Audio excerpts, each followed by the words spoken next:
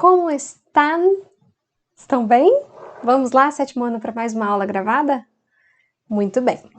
Hoje nós vamos abrir o nosso livro na página 108, tá bom? Nós vamos falar um pouco sobre variedade linguística, sobre a variedade linguística que acontece aí no idioma espanhol. Bem bacana esse tema, tá? Um tema que eu gosto muito. Nós vamos ver que cada expressão aí nesse texto bem bacana que o livro trouxe para nós, o livro positivo, ela funciona em um determinado contexto, em um determinado lugar, em determinada região também, tá? Vamos ler juntos, então, esse texto? El idioma español es múltiple y variado. Lee el texto y conoce algunas expresiones regionales que pueden confundir a los viajeros. Então, ele está lendo ali, né? Um texto bem bacana, vocês vão gostar.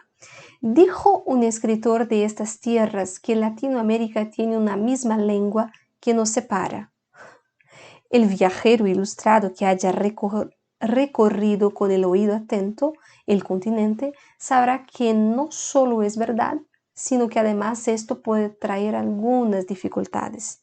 Olha que legal, Latinoamérica, né, tem uma mesma língua que nos divide, né? Nem toda Latinoamérica, nós falamos língua portuguesa, né? La experiencia de viajar lo hará evitar la ira cuando después de 2 horas de buscar un regalo para su suegra, la vendedora le pregunte, ¿cómo quiere cancelar? Porque uma pessoa pode imaginar, cancelar? Nossa, levei 2 horas procurando o presente, né? Es que en Venezuela, en Colombia o Chile, esto significa que debe contestar si con tarjeta o efectivo, ya que nessas latitudes, cancelar é sinônimo de pagar. Você vai pagar com cartão, com dinheiro, isso é cancelar. Exatamente o oposto do que para nós é, né? De la misma manera, si a la viajera frecuente le dice en Chile que tiene una linda Lola delante de su hija, no se pondrá colorada. Una linda Lola. El interlocutor está alabando a la niña, está falando que ela é bonita, né?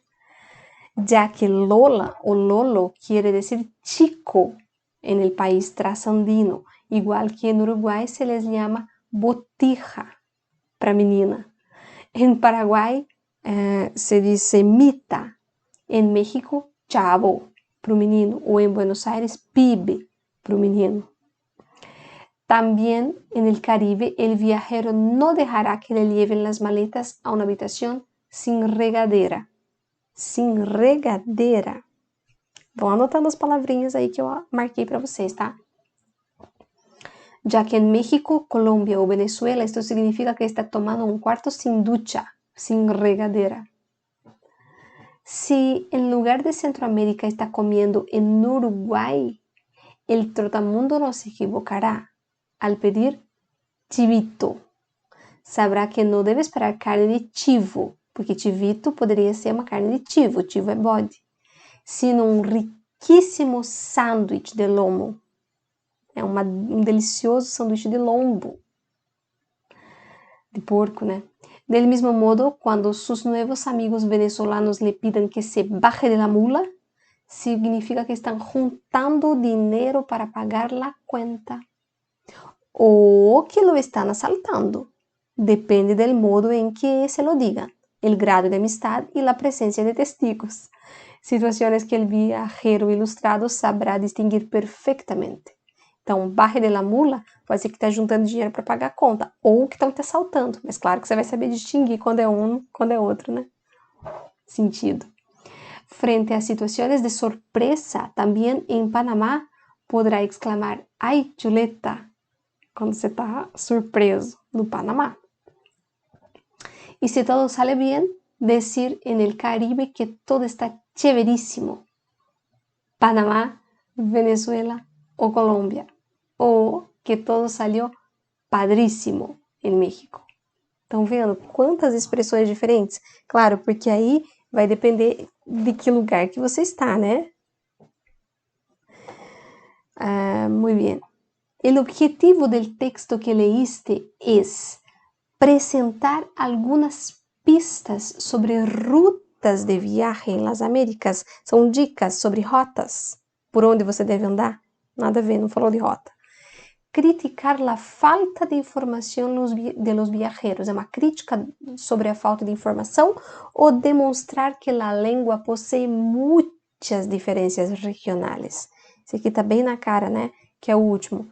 A língua tem muitas diferenças regionais. Se vocês imaginem a língua portuguesa, aqui no nosso Brasil, que é gigantesco, varia de estado para estado, às vezes até de cidade para cidade. Imagine então a língua espanhola que é falada em tantos países distantes uns dos outros. Número 2. O lenguaje usado no texto busca acercar-se ao leitor por meio de. Então, de que jeito que essa linguagem procura se aproximar do leitor? Usando as contraposições entre o que a pessoa poderia pensar sobre as palavras e expressões. Usa contraposições. Primeiro ele explica, né, o que a pessoa pode pensar e depois ele explica o que realmente significa a palavra. A segunda opção, a apresentação de palavras e expressões que são desconhecidas do leitor do texto.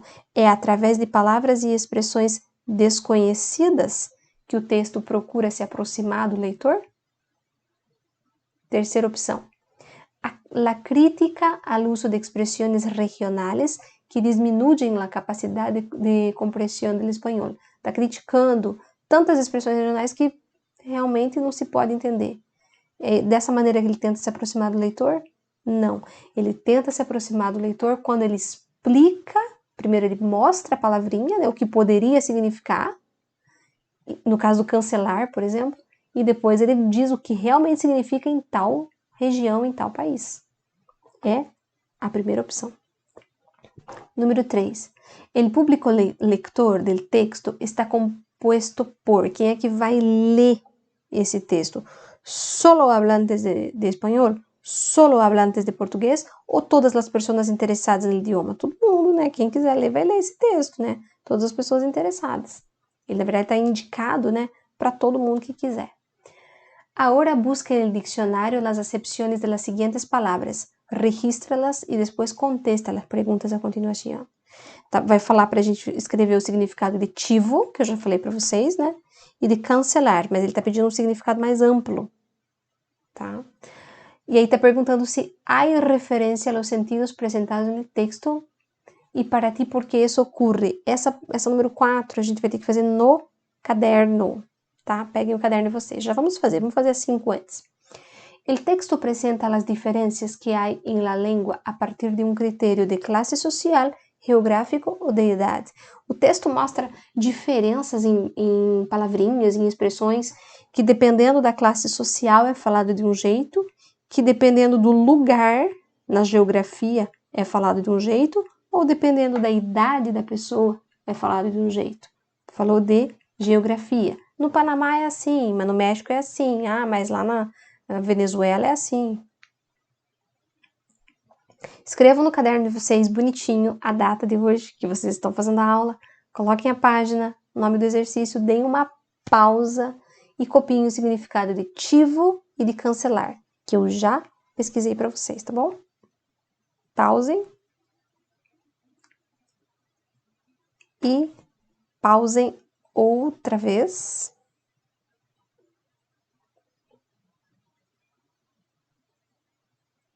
E mais uma vez. Faça uma letra bem bonita. Aí na página 109, que é essa mesma que nós já estávamos, né? Fala que además de la geografia, há outros tipos de variedades de la língua. Então não é só a geografia que vai interferir em palavrinhas desconhecidas, em expressões desconhecidas. Também podem acontecer variedades sociais, tá? Dependendo de que contexto social que a pessoa está inserida. Se ela é um policial, ela vai falar de uma maneira lá no seu trabalho.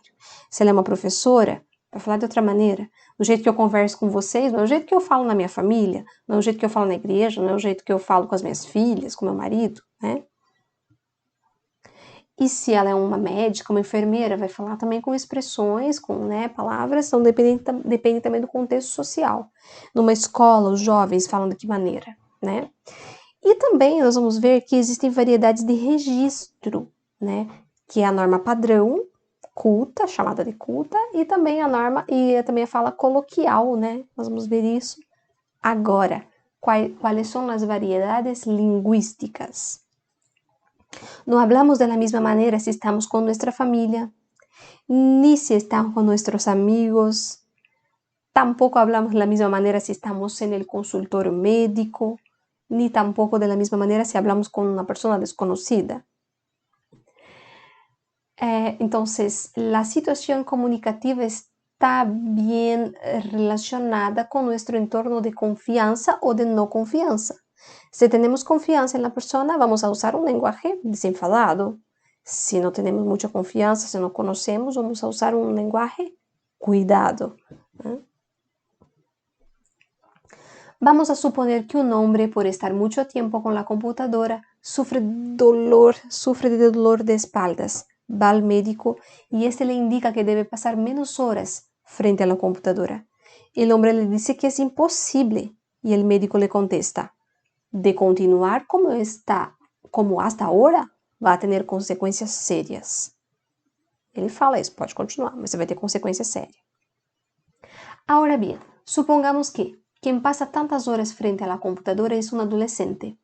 Cuando se queja del dolor de espaldas, la madre le responde: sigue así y ya vas a ver cómo te quedas. Vai, continue assim, você vai ver o que vai virar. Vai ver o que eu vou fazer com você. En el sentido amplio, los dos enunciados indican lo mismo. Si la persona no modifica su accionar, va a sufrir los efectos de ello. Quer dizer a mesma coisa, só que são duas linguagens diferentes. Entonces, ¿cuál es la diferencia? ¿Uno está bien y el otro está mal? No, ninguno está mal. Ambos son adecuados, es decir, son coherentes a la situación comunicativa. Uno lo hace con un registro formal, que é o caso do médico, e outro com um registro informal, isso que é o registro que o livro positivo traz aí para vocês. Então, a gente vai selecionar uma forma linguística quando a gente começa a conversar ou quando a gente começa a escrever. E, geralmente, quando a gente escreve, a gente usa o formal, mas a gente também pode usar o coloquial ou o informal na escrita, né? Agora, na fala, geralmente a gente usa mais o coloquial e o informal. Dá até para se pensar que são duas línguas diferentes, né? Quando a gente está falando, até a nossa entonação é diferente. Se eu começar a ler, a minha entonação de voz já muda também.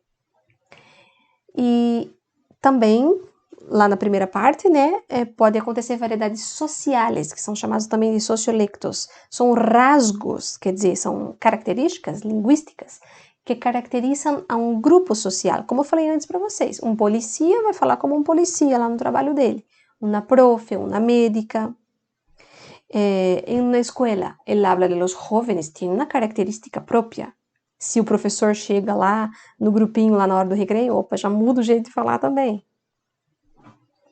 E aqui também traz sobre variedades de registro. O que é o registro? Se necessitamos comunicar-nos corretamente, utilizando um vocabulário correto e preciso, e construir as orações de maneira cuidada, estamos utilizando o registro formal, o registro culto.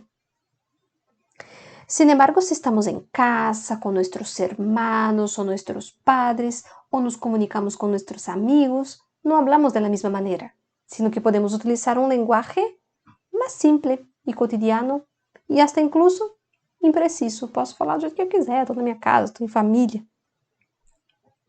Então, aí no primeiro quadradinho de vocês, na página 109, podem até escrever, né?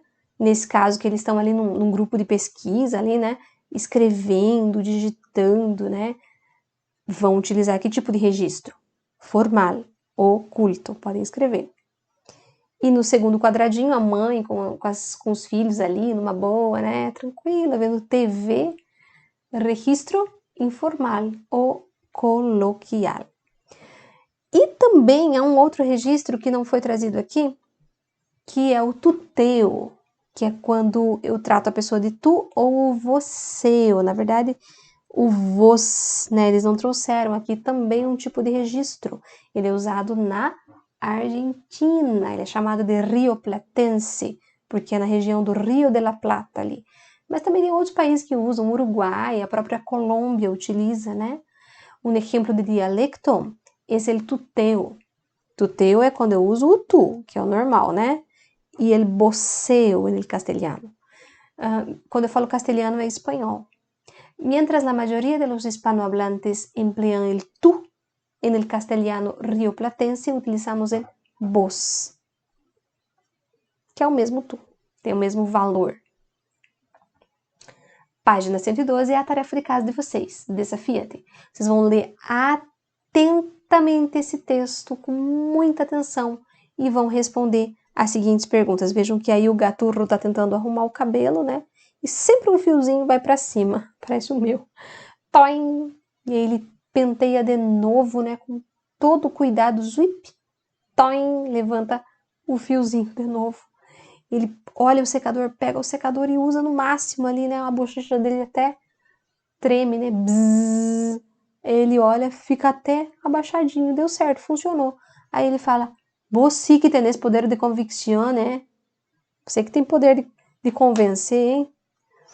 E aí vai perguntar do tema, do sentido, que tipo que predomina, se é humor, se é crítica. Quero que vocês respondam do jeito de vocês a lápis. Não tem problema se errar, depois a gente apaga e conserta juntos, tá bom? Hasta la vista!